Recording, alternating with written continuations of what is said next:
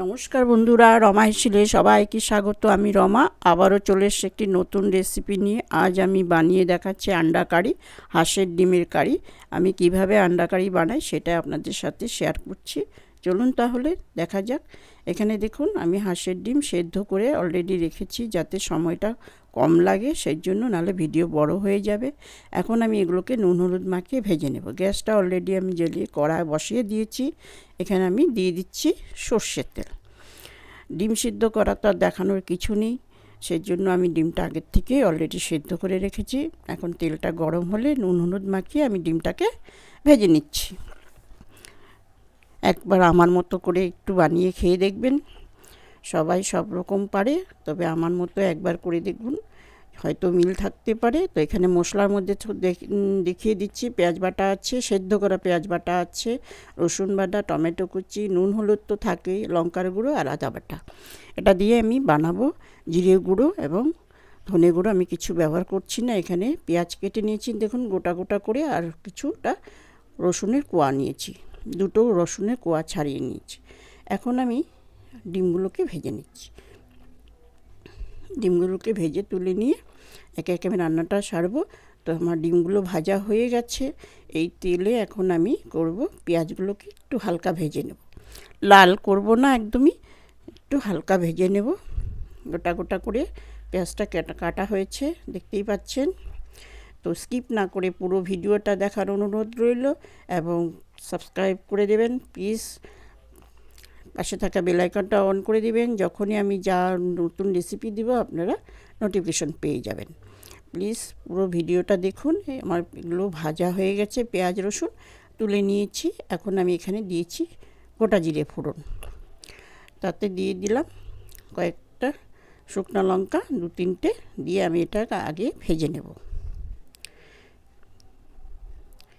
একটু ভাজা ভাজা হলে গন্ধ বেরিয়ে যাবে।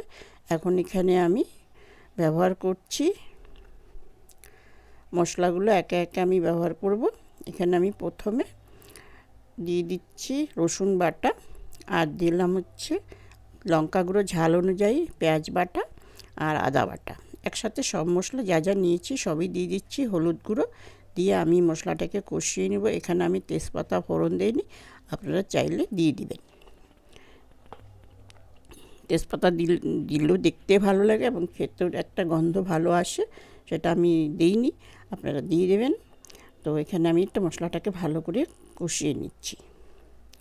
কষিয়ে নেওয়ার পর এখানে দিয়ে দিচ্ছি আমি পরিমাণ মতো নুনটা, তার সাথে দিয়ে দিচ্ছি টমেটোটা। আর আপনারা চাইলে টমেটোটাকেও ভেজে তুলে রাখতে পারেন, শেষের লাস্টের দিকে দেওয়া যায়। তো আমি এটা এভাবেই করে নিলাম। সাথে একটু জল দিয়ে দিচ্ছি যাতে কড়াতে ধরে না যায়। এইভাবে কষিয়ে নিচ্ছি। আর হচ্ছে আমার রান্নাটা খুবই তাড়াতাড়ি হয়ে যায়, আপনারা দেখতেই পাবেন। যাতে সময় কম লাগে সেই জন্য আমি স্কিপ না করে করে আমি রান্নাটাকে পুরো কমপ্লিট করছি। আপনারা একটু দেখতে থাকুন। আমার আন্ডাটা দিয়ে দিয়েছি, দিয়ে এখন একটু কষিয়ে নেব ভালো করে। একটু কষিয়ে নিয়ে পরিমাণ মতো জলটা ব্যবহার করব। খুব সহজে হয়ে যায়, যাতে শর্টকাটে হয়। এইভাবে আমি রান্নাগুলো দেখাই আপনাদের যাতে সুবিধে হয়।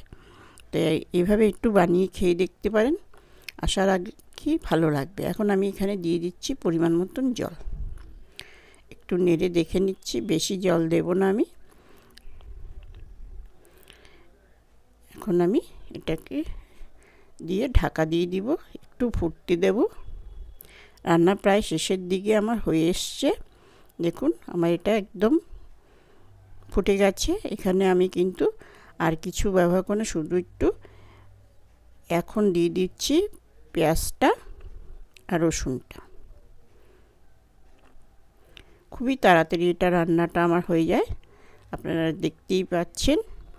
এখন এর সাথে দেব আমি গরম মশলা গুঁড়োটা দিয়ে আমি গ্যাসটা অফ করে দেব। আমার রান্না কিন্তু কমপ্লিট।